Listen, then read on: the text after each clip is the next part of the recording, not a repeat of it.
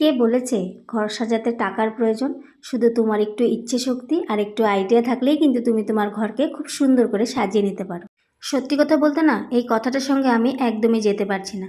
কারণ তুমি তোমার ঘর সাজাতে গেলে অনেক কিছু জিনিসের প্রয়োজন, আর যেই জিনিসগুলো তুমি টাকা দিয়ে আনতে পারো। ইভেন কি ডিআইওয়াই ক্রাফট এগুলো করতেও কিন্তু অনেক টাকারই প্রয়োজন। কারণ আগে যখন আমি ডিআইওয়াই বা ক্রাফট করতাম, এগুলো আমার ভীষণই পছন্দের। তো তখন কিন্তু আমার বর আমাকে অনেক টাকার জিনিসই এনে দিত। আমার ছেলেটাও না ঠিক আমারই মতো হয়েছে। ও ডিআইওয়াই ক্রাফট, আর্ট, মেকওভার এইসব জিনিস না খুব পছন্দ করে। যখন শুনেছিল এই বোরিং ওয়ালটার মেকওভার করার জন্য আমি এতগুলো পার্সেল আনিয়েছি, ও বলেছিল মা সানডে দেখেই কিন্তু করবে, যেন আমি বাড়িতে থাকি, তুমি আর আমি মিলে এই কাজটা করব। তো আমিও রেখে দিয়েছিলাম পার্সেলগুলো, সানডে দেখে আমি আর ও মিলে এইসব কাজ করছি। আমি কিন্তু মিশো, ফ্লিপকার্ট, অ্যামাজন এগুলোর থেকেই কিন্তু শপিং করি, কিন্তু আজকের যতগুলো পার্সেল ছিল সবই কিন্তু মিশোর ছিল। আগে যখন সবাইকে দেখতাম এই মানি প্ল্যান্টগুলো দিয়ে হোম ডেকোর করছে, আমার না ভীষণ ভালো লাগতো, তবে বুঝতে পারতাম না যে এটার লম্বাটা কতটুকু থাকবে। তাই ভালো করে দেখছিলাম যে এ তো ভীষণই লম্বা, অনেক সুন্দর করে সাজানো যাবে।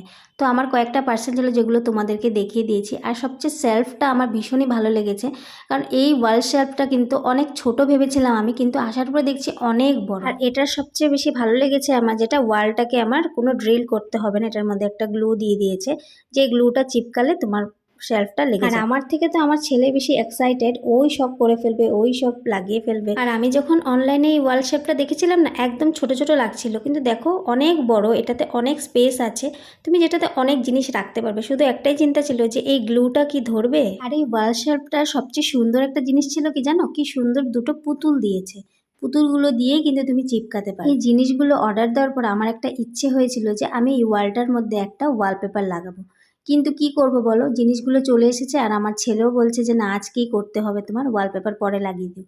তাই আর ওয়ালপেপারটা লাগাতে পারলাম না। তোমরা কমেন্ট করে বলবে তো ঘর সাজানোর পর এই ওয়ালটাতেই ভালো লাগছে নাকি ওয়ালপেপার লাগালে বেশি ভালো লাগতো। তোমরা যদি ভিডিওটা ইউটিউব থেকে দেখে থাকো তাহলে সাবস্ক্রাইব করে দিও, আর ফেসবুক ইনস্টা থেকে দেখলে ফলো করে দিও, কারণ তোমাদের একটা একটা ফলো করা আর একটা একটা সাবস্ক্রাইব করা কিন্তু আমার জন্য অনেক বড় পাওয়া।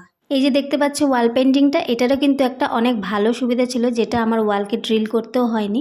পিছনে একটা ডাবল টেপ ছিল, সেই ডাবল টেপ দিয়েই কিন্তু চিপকে দিয়েছি। আর ভালো করে স্কেল দিয়ে মাপ নিয়ে নিয়েছিলাম যাতে তিনটে ওয়াল পেন্টিংয়ে কিন্তু সমানভাবে যেন বসে। আর আমার ছেলে তো অস্থির হয়ে গেছে যে ওই সব লাগিয়ে দেবে, তাই আমি ওকে স্কেল দিয়ে ভালো করে বুঝিয়ে দিচ্ছিলাম যে কোন জায়গাটায় বসাতে হবে। তাই আমি স্কেল ধরেছি, একদিকে ও ক্যামেরা ধরেছে, আর আরেকদিকে আমরা পেন্টিংগুলো লাগিয়ে নিচ্ছিলাম। ওর যেহেতু ইচ্ছে হচ্ছে একটা ওয়াল পেন্টিংও লাগাবে দেওয়ালে, তাই আমি ওকে একটা পেন্টিং দিলাম, দেখলাম যে পারে কিনা, দেখলাম সুন্দরই লাগিয়েছে। আর এক এক করে আমরা সব কয়টা জিনিসই কিন্তু লাগিয়ে নিয়েছিলাম, আর তারপর দেখছিলাম যে কেমন লাগছে। আর এদিকে তো আমার বাবু এত কাজ করতে করতে টায়ার্ড হয়ে গেছে, তাই ও একটু জল খাচ্ছিল, আর আমরা মানি প্ল্যান্টগুলো এইভাবে লাগিয়ে লাগিয়ে দেখছিলাম যে কোনটা বেশি ভালো লাগছে। তারপর দেখলাম যে এরকম লাগানোর পরেই বেশি ভালো লাগছে, তাই আমরা এটাই ফাইনাল রাখলাম।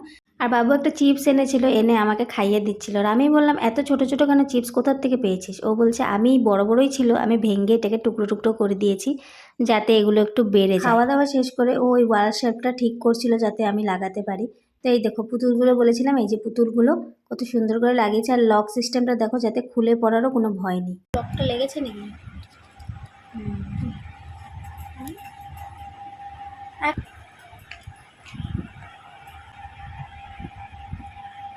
লক করো।